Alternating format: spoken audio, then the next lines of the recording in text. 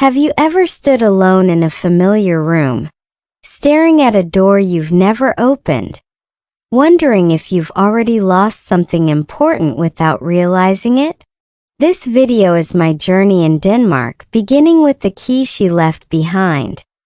A key that led me to the truth about love, the things we're too afraid to face, and the one door you will eventually have to open for yourself.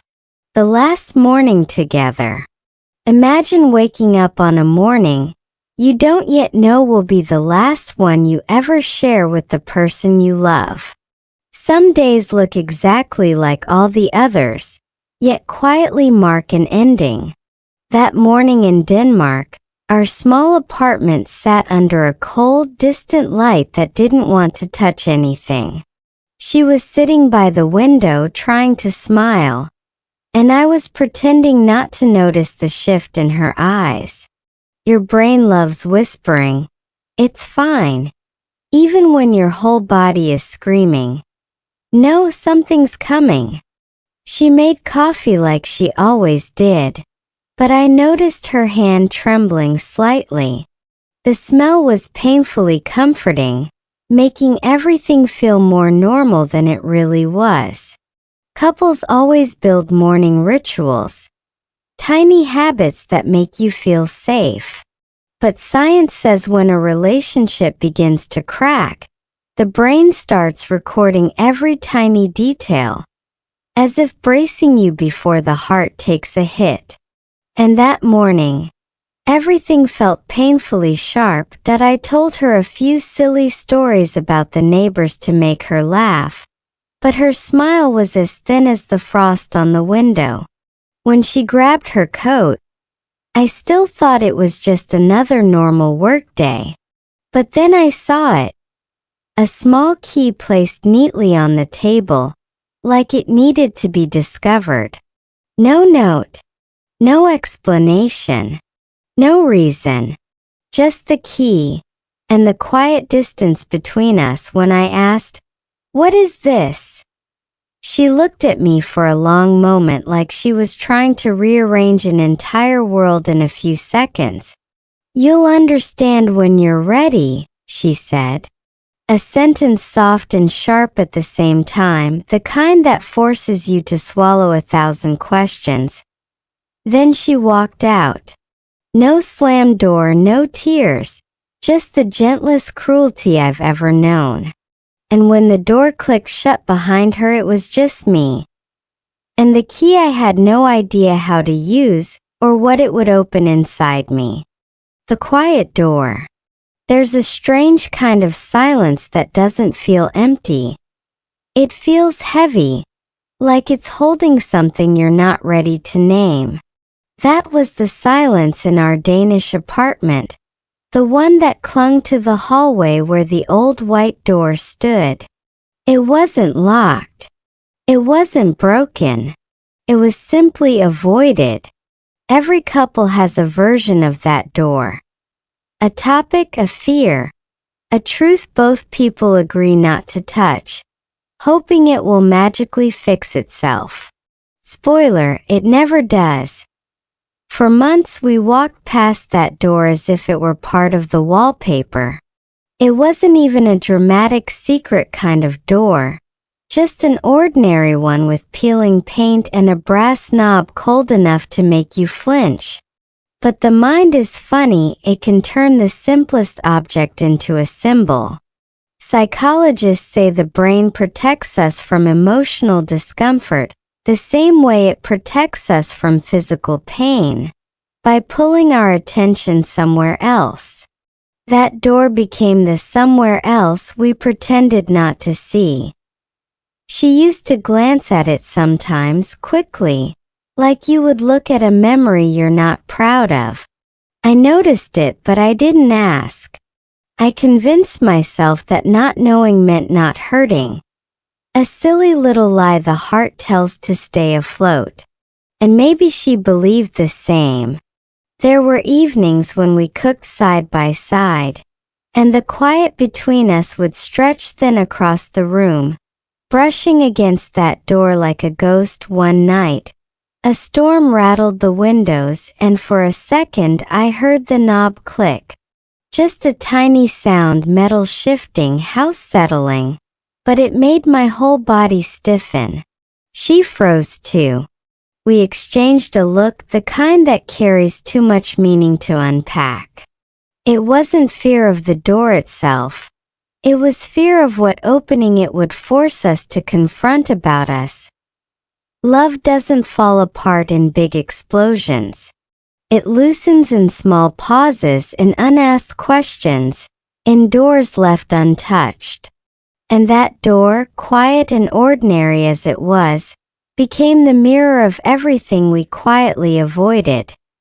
Conversations about the future, the distance between us, the things we both felt changing but didn't dare articulate, so we kept pretending.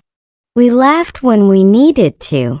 We touched when silence became too loud. And we walked past the door every day, hoping it would stay quiet forever. But it never does. Secrets we don't say. There's a strange moment in every relationship when silence becomes louder than words. Not the peaceful kind of silence, the weighted one, the kind that hangs between two people like an unfinished sentence. In our apartment, that silence showed up long before the goodbye. It crept in quietly, like someone pulling the dimmer switch on the lights. At first you think it's just stress or work or winter darkness. But then your body knows something unspoken is growing roots. Psychologists call it emotional leakage. When the truth you're avoiding slips out through sighs, pauses, and the way someone's eyes linger on the floor instead of on you. And we were leaking everywhere. She would start to say something, then swallow the sentence whole. I'd hear myself beginning with, "We should probably talk about," before abruptly shutting down, afraid of where the conversation might go. We became two people circling the same truth, both terrified to step into it. The ironic part is this. People who love each other deeply often hide the most painful truths out of fear of causing hurt. We weren't lying. We were protecting, trying, hoping the storm would pass if we stayed gentle enough. But love is not a greenhouse. You can't keep the harsh weather out forever. Things wilt when they don't get light. Things rot when they don't get air. There were tiny moments that revealed everything. Like how she lingered at the door a little too long before leaving for work. Or how she laughed at my jokes with a half-second delay, as if she had to pull the smile from somewhere too far away. And the worst part? I matched her. Not because I wanted to, but because I was afraid to break whatever fragile equilibrium we had left. Silence, when shared, becomes a strange kind of pact. Once over dinner, she said, "Do you ever feel like some conversations could change everything?" I remember freezing, fork halfway to my mouth. "Yeah," I said, keeping it safe, keeping it shallow. But what I should have said was, "Yes." And I think we're avoiding all of them. But I didn't. She didn't. We both chose the comfort of unspoken things, not realizing that secrets don't stay quiet. They just wait. And every unsaid truth pushes two people a heartbeat further apart, and in the end, it wasn't a fight that changed us. It was the accumulation of words never spoken. It was what we didn't say that carried the sharpest edges. When love starts to drift, there's a moment in every relationship when the drift begins. Not with shouting, not with betrayal, but with something so ordinary you almost miss it. For us, it began on a Tuesday. Nothing dramatic ever chooses a weekend. I remember standing in the kitchen, watching her stir pasta absent-mindedly, her mind clearly somewhere I no longer had access to. It felt like watching someone walk through fog. You can see them, but you can't reach them. That's how drifting works. It's quiet, polite, almost courteous in the way it hurts you. The experts say emotional distance starts with micro-withdrawals. Tiny disconnections so small you can excuse them. She stopped holding my gaze for as long. I stopped asking how her day really went. She said, "I'm tired more often." I said, "It's fine," too quickly. And the scariest part? We both accepted these tiny losses as if they were normal. Because that's what people do when they're afraid of losing more. We settle for less. I remember one evening when I told her something exciting about my work. She smiled, nodded, said, "That's great." But her eyes flickered toward her phone. A 3-second moment. But it was like watching a rope loosen. Not enough to break. Just enough to feel the slack. Funny thing is, drifting never feels like a disaster. Feels like a dimming. Like someone slowly lowering the volume on everything that used to feel alive. We still slept side by side, but sometimes I'd wake up and feel the cold gap between us, even if she was right there. Touch can lie. Proximity can lie. Silence almost never lies.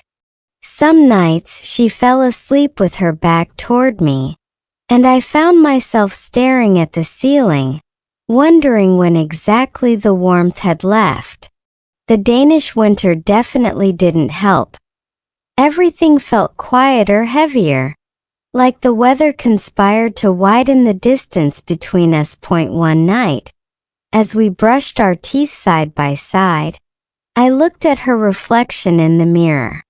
She smiled, but it was the polite kind, like the smile you give a stranger who holds the elevator door. That's when I realized something terrifying. You can lose someone gradually, even as they stand inches away.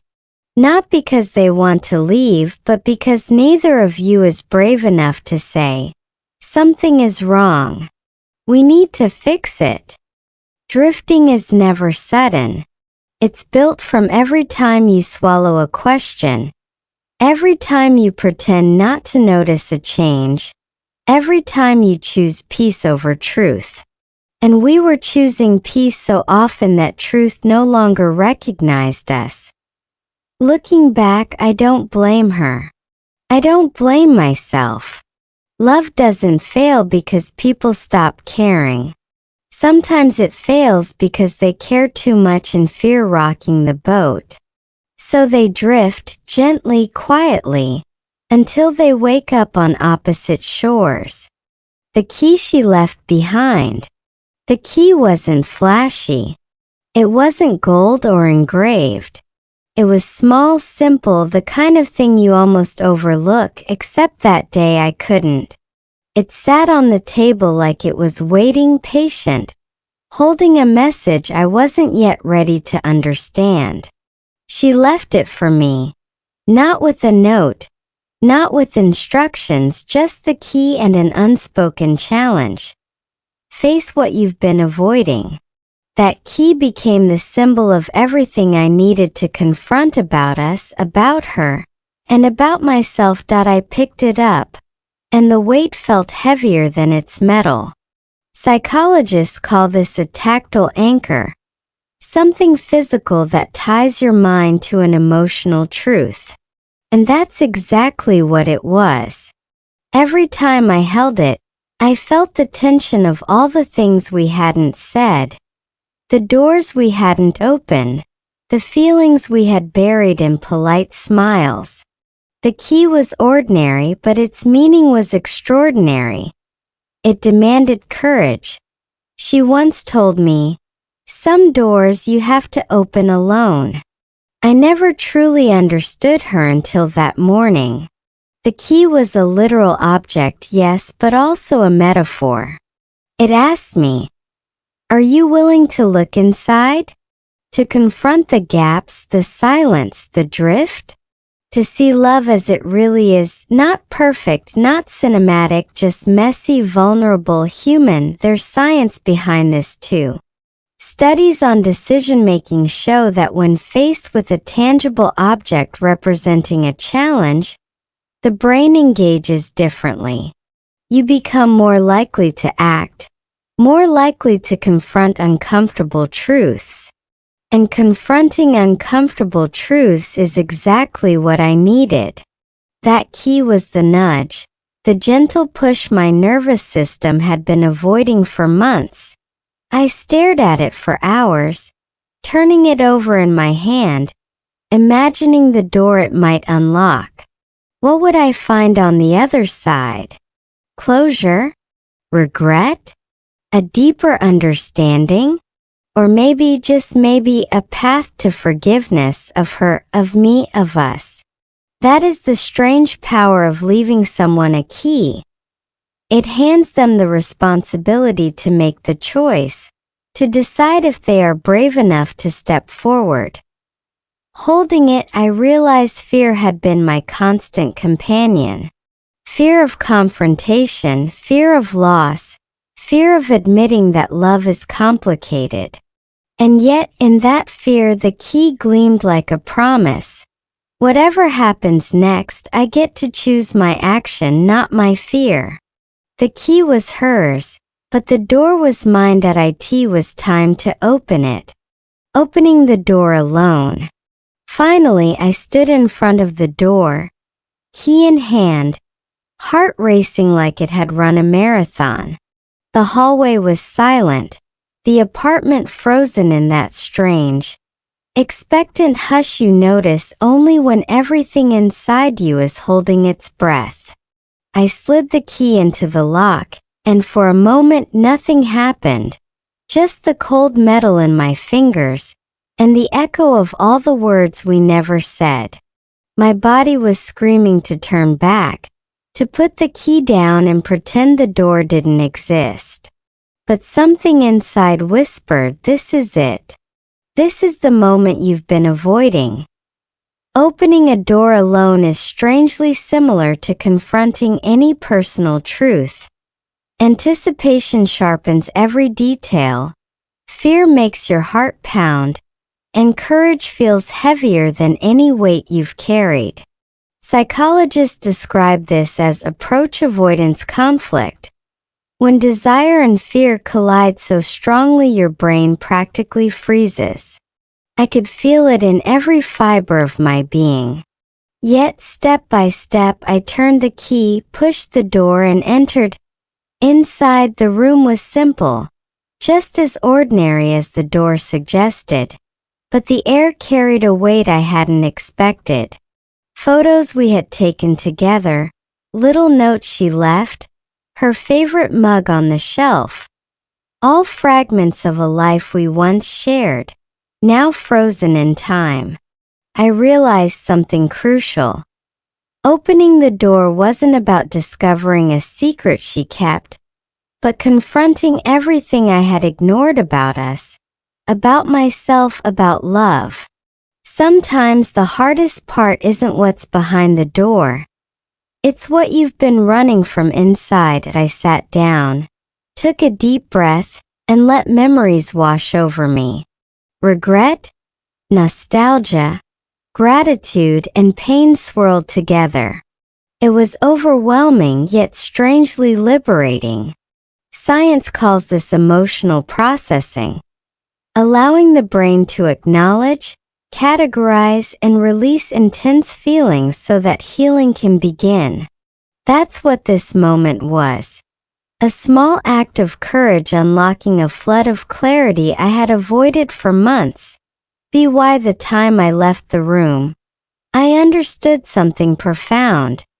Opening the door alone doesn't erase the past. It doesn't promise reconciliation, but it gives you choice. The ability to face reality with open eyes, to understand love's complexities, and to step forward without the burden of unspoken truths. Fear may have held me back for too long, but stepping through that doorway reminded me that courage isn't the absence of fear. It's moving despite it. And that key? It had done exactly what it was meant to do. What we're really afraid of. Here's the thing about love. The scariest doors aren't locked with metal. They're locked with fear. Fear of heartbreak, fear of rejection, fear of realizing the person you love isn't who you thought. When I finally faced that quiet room, I realized the real door I had been avoiding all along wasn't made of wood or brass. It was the one inside me. The one that forced me to confront my own vulnerabilities, my own mistakes, and the uncomfortable truth that love isn't perfect. Psychologists call this affective forecasting error. We assume facing the truth will hurt more than it actually does. I had been rehearsing 1,000 worst-case scenarios in my head for months, imagining every possible disappointment or failure. And yet, when I stepped into that room, when I finally faced the fragments of our relationship, the sting was sharp but bearable. Pain is not the enemy. Avoidance is that I saw letters she never sent, little notes and objects that held memories, moments we had cherished and forgotten. Each one reminded me that love is messy. It is beautiful and fragile, simple and complex all at once. And here's the kicker. We're not afraid of loss itself, but of confronting what our hearts are capable of feeling. We fear the intensity, the vulnerability, the possibility of change.